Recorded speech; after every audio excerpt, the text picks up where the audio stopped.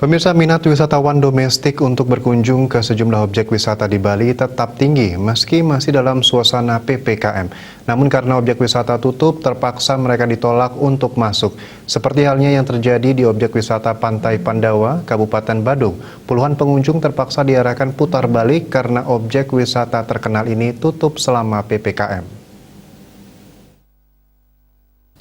Kepala Bidang Pengembangan dan Penataan Pantai Pandawa, Wayan Duarte, mengatakan pihaknya patuh pada aturan pemerintah karena PPKM dan objek wisata harus tutup.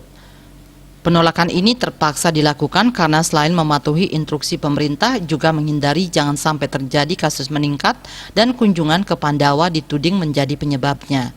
Di sisi lain, praktisi pariwisata ini berharap setelah PPKM darurat selesai, Bali juga dibuka untuk wisatawan internasional, tentunya dengan kesiapan prokes yang sudah dirancang selama ini. Kalau vaksinasi Bali sudah 80%, seharusnya sudah berani dibuka.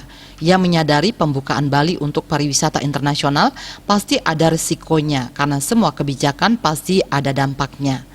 Selama ini menurutnya belum pernah ada pengujian seandainya pariwisata internasional dibuka, kasus COVID-nya seperti apa. Sedangkan kalau tidak dibuka sudah tahu seperti apa dampaknya.